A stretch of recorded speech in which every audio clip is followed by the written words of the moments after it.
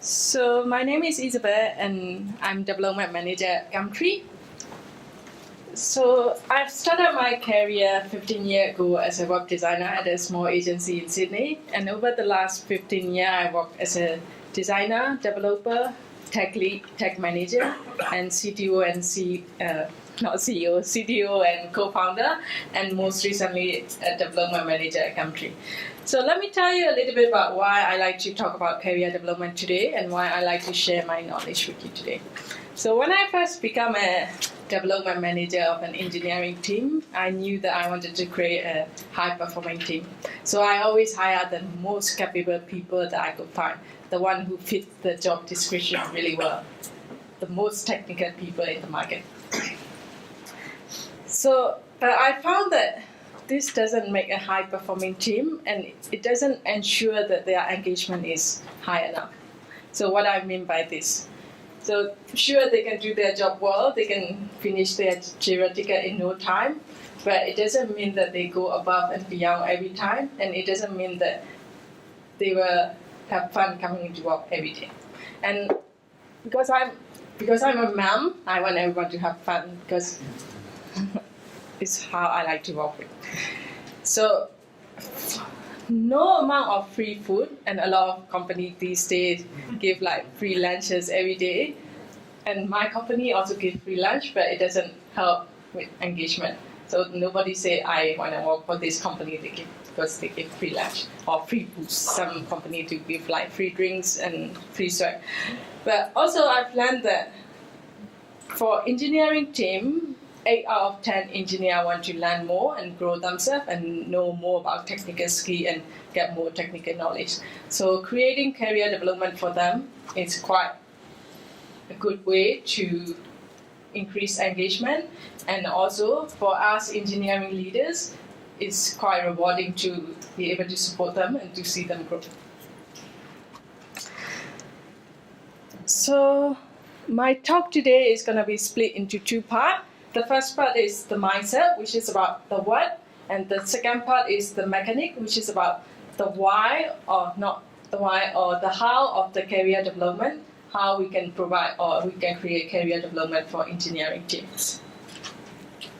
So let me ask you a question. From looking at these two graphs, A and B, and if the x-axis is the year and y-axis is the salary or the rank or seniority, which one do you think represents career development? Who say A? And who say B? So it is quite refreshing to see that most of the audience here think B is a career development and some of us think A, but the correct answer is that both A and B represent career development depending on who we are talking to. So A represents a career ladder progression, where you progress in a linear progression, whereas B represents a career lattice, where your career grow in a multi-dimensional progression. So to give an example, say for example, someone start her career as maybe a designer, and he become a senior designer before becoming a art director, then his career progression is considered to be a ladder progression. But on the other hand, if you start your career as maybe a developer, and then you become a data scientist, or a release manager, a product manager, or maybe even like a site op engineer, then your career progression move around quite a bit in a lattice progression. So let me give you a bit of time to read the definition of career development from Wikipedia.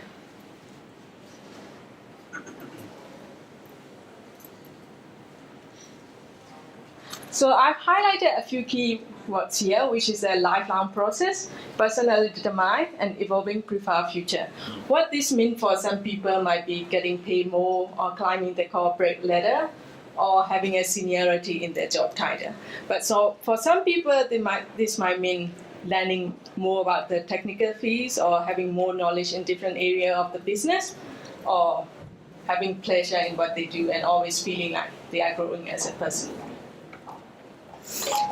So if this is the case, then why do most people believe that A is a definition of career development, and career development is mostly about climbing the corporate ladder?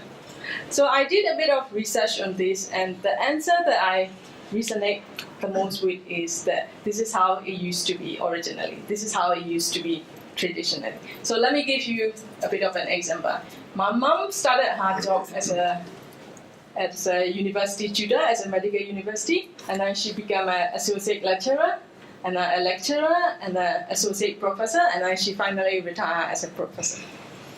So over the last 40 years, she only worked for 2 employers in her lifetime, and she only worked for one boss, who is my boss, who is my dad. So my dad was my mom's boss. That was a coincidence. So she actually only worked for 2 employers and 1 manager in her lifetime.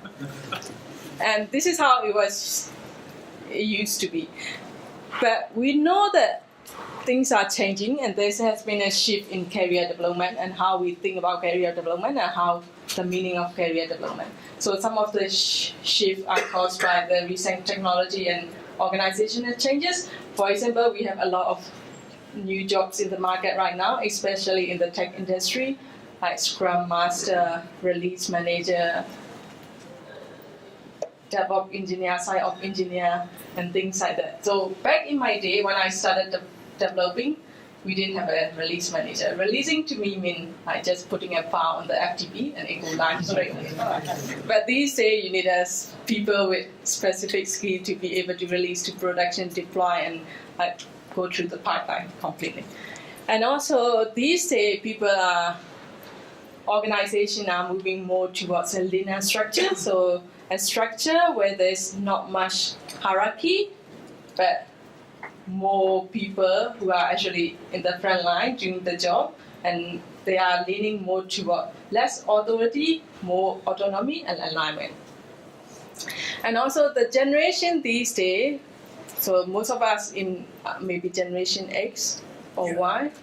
So the generation X or Y are tech savvy, but the newer generation are even more tech savvy. So they want more things, they want different things. I have quite a few people who are generation Y in my team, and they want to travel more, they want to learn more, and when I ask them, what about being a team lead, they say, no, I don't want it.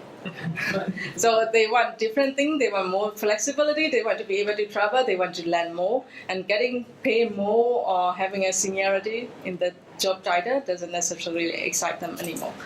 And lastly, unfortunately, we are living longer.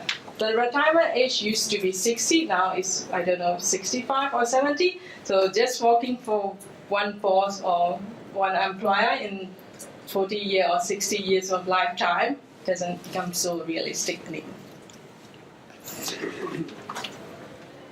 So, as I mentioned before, the key to providing or creating career development for our people in engineering team is not about promoting them to the next level. I found that we used to promote really good technical people to be people manager and tech lead, and they hate it.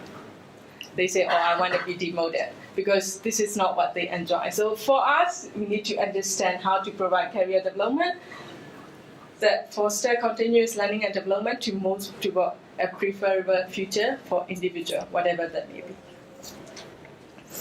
So with that in mind, I like to touch on the mechanic, which is really about how we can provide career development. So when we go back to our office tomorrow or the next day, we can put some of this learning into practice. So the first part of creating career development is the steps.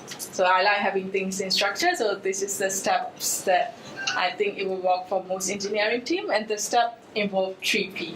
The first P is prepare. The second P is plan. And the third P is perform. So prepare. What do we do during the preparation stage? So as engineering leader, we need to really understand what our people want, because like I mentioned before, no 2 person want exactly the same thing. So we can't say like this is the career development plan for all engineers or site ops. No, we can't say that. We need to learn and understand what these people really want. And in order to do that, we need to ask the right questions. So the right question require individual to think and understand and also reflect on themselves and self-assess. Well, so there are 3 questions that I usually ask, which I share with you today. So the first question is, what do you enjoy doing? So this is to highlight understand the area of proficiency, because people tend to enjoy things that they are really good at, and also to understand about their personal value. The second question that I usually ask is, what are you most well known for in your job? So this might not be necessarily what they enjoy doing, but this may be the hidden talent, that they are really good at communicating with stakeholders, or they are really good at solving the problem, or anything like that. And the third question, which is also the most important question, and it requires a lot of thinking, is what do you think you need to learn and you want to learn in order to make your next move? So the key here is the next move. If we ask question like, what's your next job title gonna be? People tend to think very narrow. So if I used to ask a junior developer, what's your next role gonna be? He said, of course, a developer or a senior developer, because they look at the people in front of them or the people most senior to them in the organization, and they just, without thinking, they just say, that's what I want to be. And some senior developer actually, when I send out a survey with what's your next job title gonna be, some senior developer actually reply and say, any, not applicable. I'm happy being a developer. I just want to do technical hands-on stuff, and I don't want to become a people manager. And if that's what you're trying to do to promote me, I'm gonna leave. So we need to make sure that we ask the right question in order to really understand what they want and also get them to think. And sometimes it's also beneficial to get 360 feedback. So this is the feedback from peers or top level and bottom level if they are a senior developer, to understand what are the things that they can improve on in their current job to reach their full potential. So these are the questions that you can ask. And the second step, so with the input from the preparation stage, we know that these are the things, or these are the areas that people want to develop in. So the next step is to plan. So there's a saying that if you fail to plan, you plan to fail. And it's quite true. You may know that you want to be a CEO or a general manager or a CTO, but if you don't have any plan on how you're going to achieve this, then the chance of you becoming the CEO or CTO or general manager is quite slim, because there's no plan. So the plan, at the planning stage, what the goal is to transform career ambition and aspiration into actionable goal. And there's a framework that we use often, which is a personal development plan. So there are some good attributes to making a good personal development plan. And as the name suggests, personal development plan need to be personal. So no 2 people in your team should have the same personal development plan. They might have some overlapping area that they want to learn or grow, but no 2 people should have the same plan. And personal development plan needs to be smart. What I mean by smart is it needs to be specific, so it needs to have the goals that you want to achieve. So if, say, for example, you want to become a CTO, then there's some aspect of CTO which requires strategic thinking. So it might be an area that they want to learn more, so more specific. Also measurable, how are we going to measure success?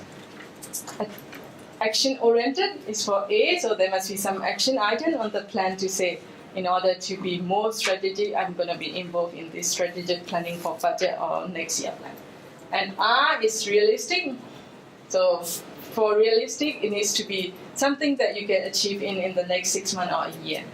So if a junior developer say, I want to be a CTO, he can't just say, my action item is to apply for CTO role, because that's not realistic. It is an action item, but it's not a realistic one. So as engineering leader, when we see a PDP or when we guide people, we need to make sure that these are smart. And lastly, the most important one is time bound. So usually I suggest my team to have a plan for next 4 months or 6 months, because people do change their mind and their preference. So over the year, so last year they might want to be a project manager. This year they think it's not something that they want to do anymore. So it's important to have a specific time where they plan to achieve it.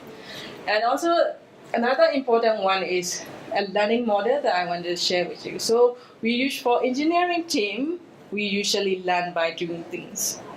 So it's important to apply this model, which is 70-20-10 model, where experience, exposure, and education is split into 70-20-10 ratio.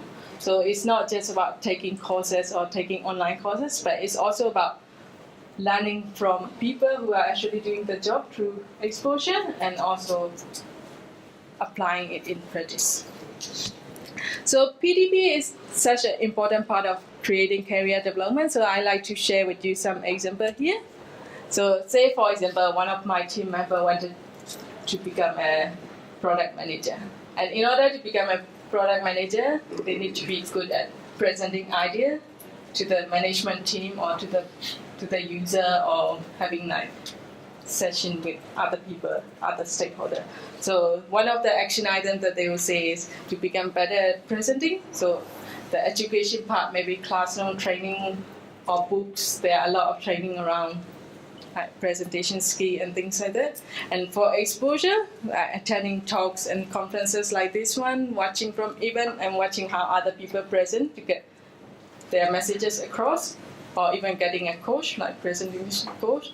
And for experience, is actually doing the work. So even if you do the 30% education and exposure, if you don't apply anything in practice, especially in engineering world, then the chance of like mastering that skill is very slim. So for presentation skill, presenting at team meetings, starting small meetups, and then conferences and so on. So one of my backend developer came to me and said, I've been learning about front-end development for a year or two. I've been taking like courses on Pruer sites and things like that, but I'm still not sure how to put a website together. And then he asked me, what do you think I should do? So I talked to him and I said, do you have any action item, a PDB or a learning model? And he said no.